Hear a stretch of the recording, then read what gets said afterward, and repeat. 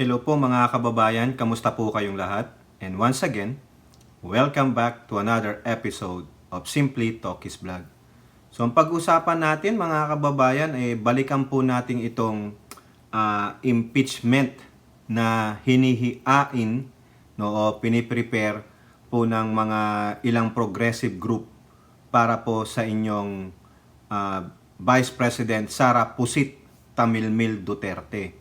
No, hindi lang po progressive group ang nagnanais o nagpre-prepare na i-impeach itong si Pusit, kundi meron din pong isang former senator at ngayon po ay nag-file ng kanyang COC na tatakbong mayor ng Caloocan.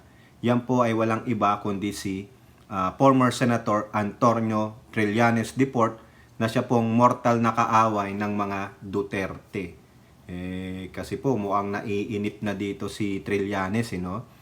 Pero bago po tayo magpatuloy, tayo po ay magbibigay pugay at pasalamat sa lahat ng ating channel members, followers, subscribers, nag-like at nagsishare ng ating mga videos, sa mga nagbi-video replay, nagsishare ng kanilang blessings, at sa mga nakakasama natin sa ating video premieres at sa ating live streaming. No? Shout out po lahat sa inyo, hindi ko na kayong maisa-isa. And special shout out to the men and women in uniform at ganun din po sa mga OFWs, kay Elora, kay Tita Aurora sa buong bayan ng Palawan, Zambales at Norte, sa Islands of Visayas at ganun din po sa Mindanao except sa Davao City. Okay, so ituloy po natin ito. Atin lang pong re-reviewin itong mga sinabi ni former Senator Antonio Trillanes about impeachment, and also ilan ba ang nakikita niyang butas para po sa article of impeachment ni Pusit. At atin pong re-reviewin sino po bang itong progressive group na ito na nag-prepare at nang sasabing impeaching Sara Pusit Tamilmil Duterte is a must.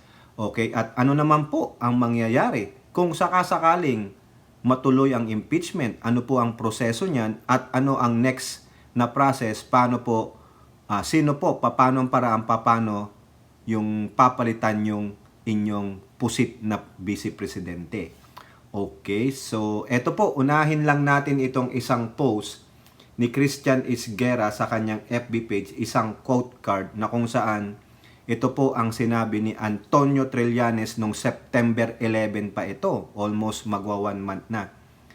If I don't see them, the congressmen, moving within the next few days, I myself might, the word might, file one kasi na-document na namin yung mga impeachable offense ni Sara Duterte. Marami yun. Covered lahat. Betrayal of public trust, culpable violation of the Constitution, other high crimes, bribery, graft, and corruption. Okay, so eto po, sinasabi niya, marami daw na document na nila yung mga impeachable offenses, no? No, nandun po lahat betrayal of public trust, culpable violation of the Constitution, other high crimes, bribery, graft, and corruption. Lahat po ng ito, nandoon po yan sa articles, no, ng impeachment base po doon sa ating 1987 Constitution. Mamaya madadaanan natin yan sa article ng Inquirer. So, okay, salamat kay Christian Isguera ha.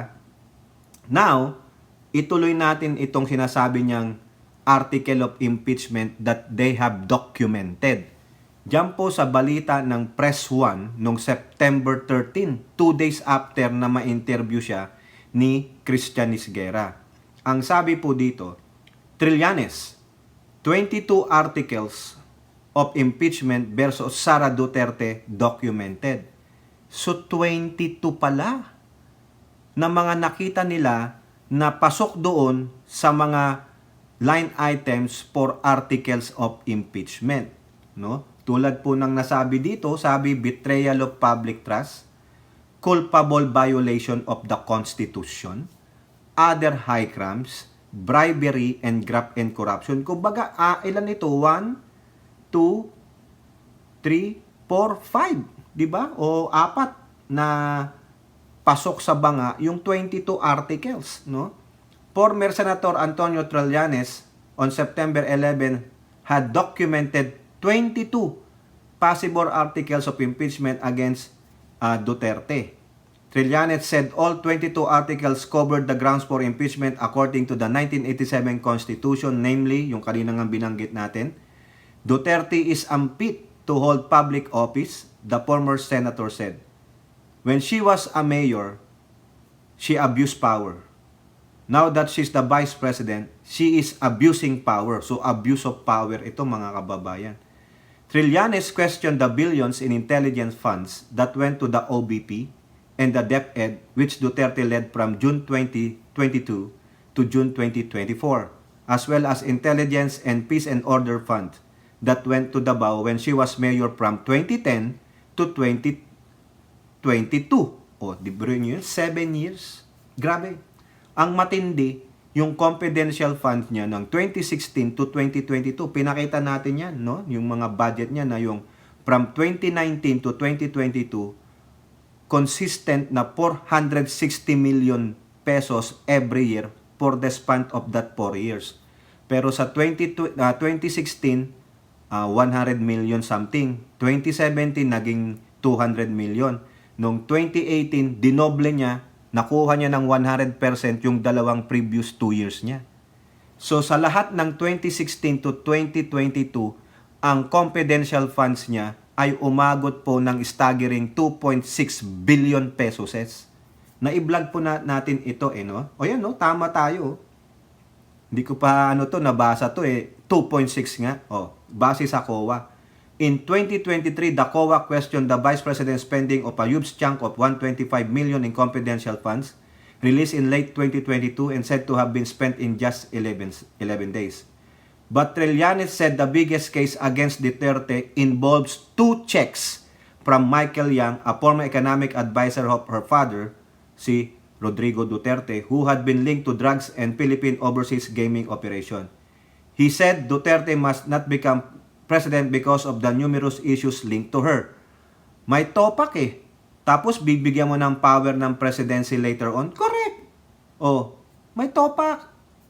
Kaya ito, tama ito, 22, so lalabas ito. Ang problema, mukhang natenga kasi mabibisi si Trillanes. Mamaya may sasabihin naman, si Gadon dito na, ito nire-review lang natin, no? Now, dito, mga kababayan, ipapanood ko sa inyo yung isang video ng isang progressive group na nanawagan na siya po ay ma-impeach. Okay? So dito, tignan lang natin ito, no? Ito po, no? Yung panawagan ng mga progressive group, 47 seconds lang ito, credit kung kanino man ito, no? Pakinggan po natin, mga kababayan. Nagwawal kasi niya lang yung pera ng mamamayan nung walang accountability. Kailangan managot na siya. Sobra na. Sa tag-ubo niya palang hanggang ngayon. Tapos ang problema sa iniwan official na report, hindi karapat-dapat, hindi katiwa-tiwala ang opisinang ito, lalo na yung namumuno dito. Tama ba yun? Hindi katiwa-tiwala para sa mamamayan. Ang ganitong attitude, hindi lang ganitong attitude, yung ganitong mismong trabaho. Hindi sa karapat-dapat. Bibigay sa kanila ng pondo. Sino bang magbibigay ng pondo sa mga ahensang ito? Saan ba ito nang gagaling? Sa atin, sa buwis ng mamamayan, sa buwis ng taong bayan. Kaya napakalinaw na marapat magpaliwanag. So yan po, no? May mga nananawagang progressive group sa harap po ng House of Representatives during that time na kung saan ini-ignore niya po ang kanyang budget hearing at also yung good governance hearing ni Representative Joel Chua. Ang dami po nito, kung titignan nyo yung mga larawan na yan, no? Yan, nandyan sila sa harap ng House of Representatives. Ilam lang po yan. Marami po sa Twitter account, no? Now, eto po ang dito. Yung grupo na siyang naghahanda para sa impeachment nitong si Duterte, no? Noong September 23rd, ulat sa Inquirer ang sabi, impeaching VP Sara Duterte necessary. Ayan po ang sabi ng Bayan Group, yung bagong alyansang makabayan, no? Kasi sabi nila it's necessary. so that she can be held accountable over fund misuse allegation. Tulad nga po nung mga aligasyon na nakita nila Trillanes, yung paggamit niya ng CIF. No, sobra-sobra po talaga, no? Nire-review lang natin, no? Okay? Impeaching Sara Duterte is necessary to hold an erring official like her accountable for committing grave offenses that betrayed public trust. Her anomalous spending of confidential funds in 22 and 23. The irregularities in the distribution of funds during her terms as Education Secretary and her refusal to answer queries about these issues during the budget hearings are enough basis to remove her from office. Kasi may tinatago, ayan po yung sinasabi ni Bayan Secretary General Mong Palatino. Impeaching Duterte is crucial to uphold transparency and accountability in governance. It will serve as a warning to corrupt officials that being elected into power does not give them a license to commit serious misconduct in office. Correct po yan, no? So, hinanda na po yan, ano? Ito naman, sinabi nila, 3 days after, sabi naman ni Casino, si Teddy Casino, sa Inquirer din, September 23rd, Bayan drafting. O, ayun na. Nung sinabi na ni Bayan Secretary General Mong Palatino na necessaryong i-impeach si Sara, sabi naman ni Casino, Bayan drafting. Dinadraft na po, impeachment claim versus BP Sara Duterte. O, ayan po. Ito, sabi dito, in a press briefing for Bayan Muna's National Convention in QC, Casino confirmed that the group would file the impeachment complaint if finalized before the HOR on the resumption of its session in November. Oo. So next month na pala ito. Mukhang talagang tinatrabaho siya kasi ngayon po naka-recess ang Kongreso. I'll be speaking as chairperson of Bagong Alyansang Makabayan since that was us and the different people's organization under Bayan are now studying the possibility of filing an impeachment complaint and the drafting of the complaint has started. Ayan na po. Nako, kaya pala nakakatunog si Pusit. Of course, Congress is on break so most likely if ever that will be filed, that will be around November. But we understand that there are other groups drafting their own complaint. Naku, iba-ibang grupo pala ito. Hindi pwedeng hindi tanggapin ito ng Congress kasi they have to accept it. The only problem is who will sponsor it. Baka sila Manuel, yung Makabayang Black. So there might even be multiple complaints and definitely we will need all the support that we can get. And if Bayan Muna will be part of that complaint, then that is good. Oh, correct. Biruin nyo, instead na presidente ang i-impeach, vice president ang ini-impeach. Grabe ano? Ang sabi pa ni Teddy Casino dito, once this is filed, Casino said Duterte would have two options. Resign from her post or face the impeachment complaint. But People's Organization through Bagong Alyansang Makabayan o yung Bayan Muna, no? Are the ones preparing this complaint and we're expecting the progressive legislators to endorse such as complaint when the time comes. Yung progressive legislators ay yung Makabayang Black sa Kongreso. Si Manuel, si Castro, at si Brosas. We think the remaining choice for Sara Duterte is either to resign or eventually to face impeachment. We think other issues being hidden now will sprout, o meaning lilitaw daw po. I think we are just scrapping the surface of the anomalies related to the Vice President. Naku, yari ka dito. Di po ba? O, yung mga sinasabi nilang mga grounds for impeachment ay yung sinabi na rin ni Trillanes, no? Yung betrayal of public trust, graft and corruption, culpable violation of the Constitution. Okay? So yan po. Pero yung tulad po ng na-vlog natin, nire-review natin ito, yung sinabi ni Papa Gadon, si Presidential Advisor for Poverty Alleviation Secretary Gadon, no? Sabi niya, mas maganda i-hold off nyo muna yung filing nyo ng impeachment laban kay Sara Pusit.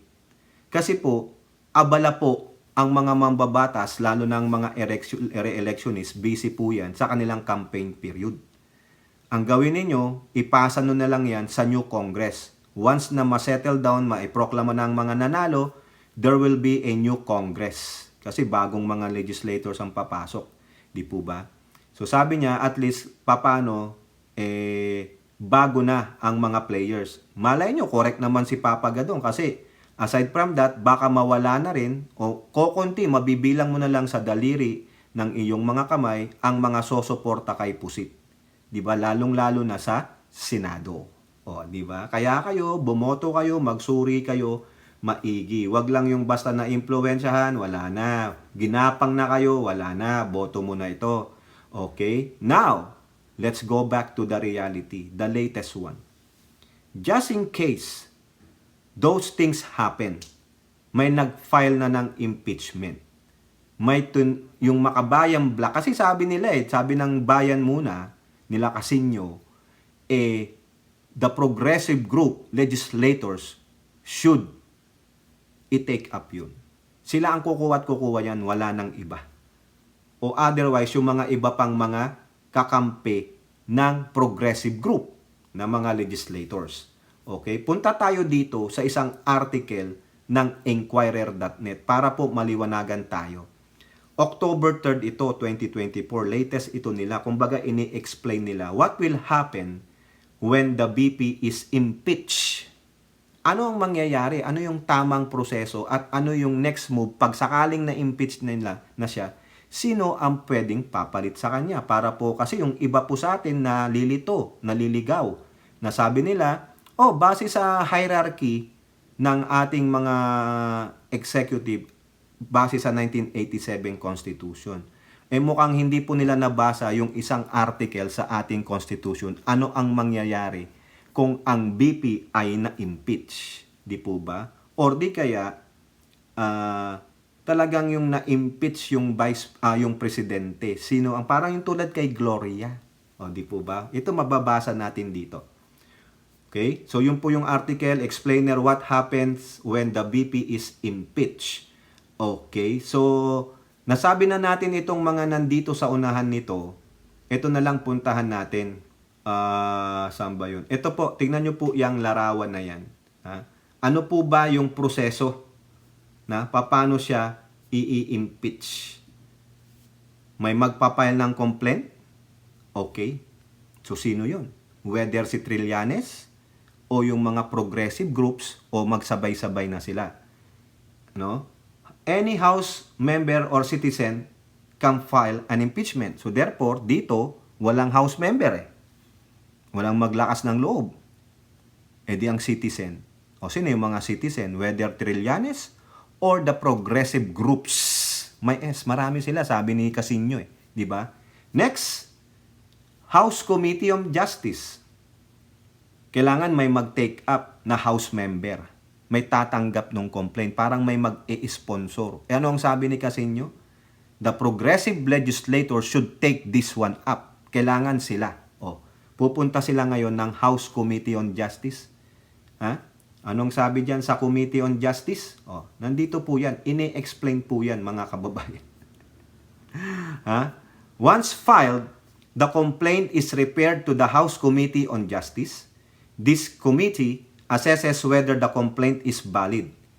If they found merit, they will hold hearings and investigate the allegations. After their investigations, the committee must submit a report to the House within 60 session days. This report includes a resolution which will be considered by the House within 10 session days of receipt. Ayos yun kuha nyo. Next, after that House Committee on Justice, after 60 days, na-review nila, pinag-aralan nila kung valid ba yung complaint, and then after that, they have to make a report, a suggestion. Okay? Pupunta yan sa House plenary vote. Okay. Sa House vote o plenary vote, the members of the House of Representatives vote on whether to adopt the articles of impeachment. A 1/3 vote of all members. So ngayon, meron silang 200 ba sila o 326? 326. Sabihin nyo 1/3 of 326. Correct me if I'm wrong So sabi, ano ba naman to? Meron pang ano ba, 1/3, mga 110, ganyan, no? So, di ko po alam eh. Di ba? Divide na lang natin para sigurado tayo. 1/3 of, times 326, 108. Tama lang. 108. Okay? So, 108, so 1/3 eh, of all members is required to move the process forward. So, pag makakuha sila ng 1/3 ng total members of the House, ipo-forward na yan. Okay? So, the next move is what? It goes to impeachment trial in Senate. Ito ang mahalaga dito. Kasi ang Senado, di ba 24 sila? Kung marami ang kakampi ni Sara, ito ang mangyayari dito, mga kababayan. If the House approves the articles of impeachment, tapos na sa House, imumove nila sa Senate, which acts as the impeachment court. According to Section 3:7, the Senate shall have the sole power to try and decide all cases of impeachment. Yun lang, talo talaga. Kaya nga maganda, walang makakampi dyan na majority si Pusit. When sitting for that purpose, the Senate shall be on oath or affirmation. A 2/3 majority of all senators is needed to convict and remove the Vice President, which means 16 na senators out of 24 must vote in favor of impeachment. Ayun. Kailangan maka 16 or more. Pag walang 16, less than 16, wala eh. Talo yan. Wala. If convicted, the Vice President will be removed from office and disqualified from holding any position in the government. Narinig ninyo? Importante yon. Pag na-impeach ka pala, disqualified ka na. Ban ka na sa paghawak ng any position in the government. Wala na. Diba? The Constitution likewise need that the individual may still face prosecution and punishment according to the law. Ay naku, pwede pa pala siyang kasuhan. Na kung may graft and corruption, may bribery, yari. Diba? Now, eto yan. So, halimbawa, tapos na-impeach. So, halimbawa, ang BP ninyong si Pusit. Sino ang papalit sa kanya? Yung ba, yung kasunod, yung Senate President kasi siya ang next in line? Hindi po. Hindi po ganun. Ito po ang sabi dito. If the Vice President is impeached and removed from the office, Section 9 of Article 7 of the Constitution comes into play. This section grants the President the authority, Presidente, to nominate a new Vice President. Hindi po daraan sa malawakang botohan. Hindi po, kundi sa Kongreso na lang. Magno-nominate ang Pangulo.